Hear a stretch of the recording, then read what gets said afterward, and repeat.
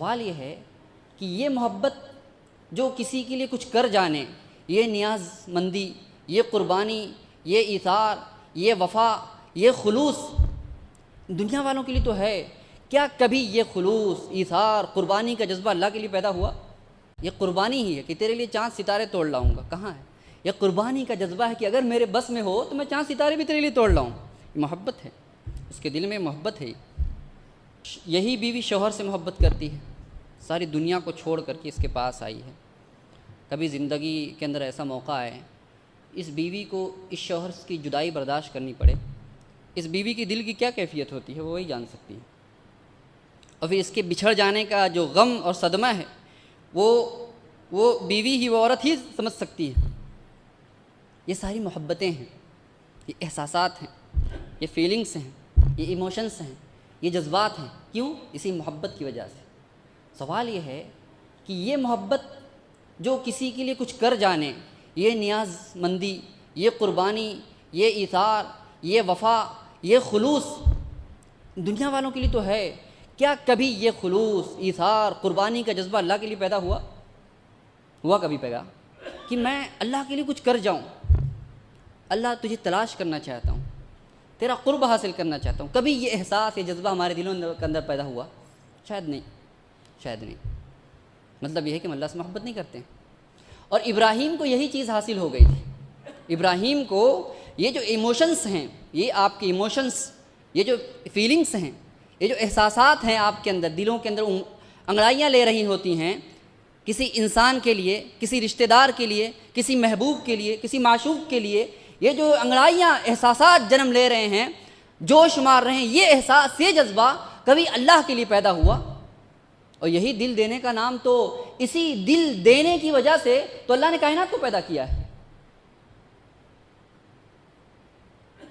درد دل کے واسطے پیدا کیا انسان کو، ورنہ عبادت کے لیے کچھ نہ تھیں کروبیاں، کم نہ تھیں کروبیاں۔ یہ فرشتے عبادت کے لیے کم نہیں تھے، کم تھے تمہارے سجدوں کے لیے، تمہاری عبادتوں کے لیے، اور یہ تمہارے صدقات و خیرات کے لیے، تمہارے روزے، تمہاری نمازیں، تمہارے حج، یہ کم نہیں تھا، عبادت کر رہے تھے فرشتے۔ تم سے با اختیار ہو کر کے تم سے دل مانگا گیا تھا، دل دو پھر کرو، بنا دل کے عبادت کا مطلب نہیں ہے۔ اقبال نے کہا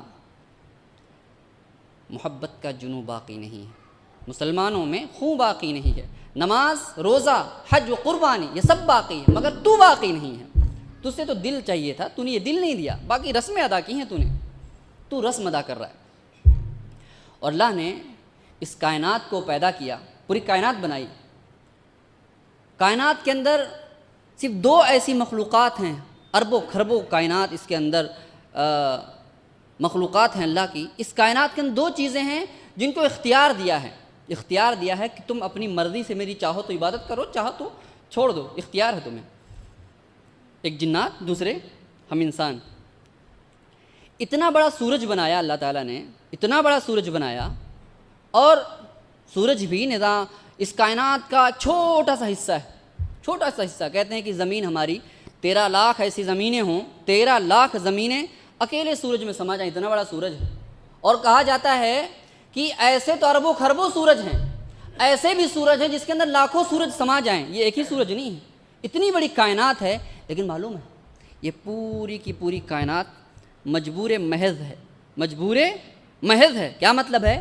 مجبور محض ہونے کا مطلب یہ ہے کہ اپنی مرضی سے یہ ایک سیکنڈ بھی تاخیر نہیں کر سکتے، اسے جو ہے وہی کرنا ہے، بدل نہیں سکتا ارادہ اپنا، کوئی ارادہ ہی نہیں ہے کوئی بھی۔ جیسے پتا گرتا ہے اللہ کی مرضی سے، تو اتنا بڑا سورج، پوری کائنات اللہ کی مرضی سے ہلتی ہے، ایک انچ، ایک بالش کا فرق نہیں آ سکتا ہے۔ لیکن معلوم ہے اس پوری کائنات میں، اتنی بڑی کائنات میں اللہ نے ایک چھوٹا سا دل اس سینے میں لگایا ہے اور اس کو اختیار دیا ہے، اس کو اختیار دیا ہے۔ اتنی بڑی کائنات میں آپ کے یہ جو چھوٹا سا دل ہے، کہا کہ ساری کائنات میں نے تیرے لیے بنائی ہے، تیرا وجود بھی میں نے بنایا، اس کے اندر ایک چھوٹا سا دل لگایا ہے، یہ دل میرا ہونا چاہیے، پھر کائنات تیری ہے۔ یہ دل چاہیے تمہارے، یہ رسم و رواج، یہ بندشیں، یہ پابندیاں نہیں، مطلوب نہیں ہیں۔ تم دل سے آؤ، دل سے آؤ، دل سے آتے ہو کیا؟ یہی دل دینے کا نام قربانی ہے۔ دل دے دو، اللہ کو دل دینے کا نام قربانی ہے۔ بس تقریر ختم۔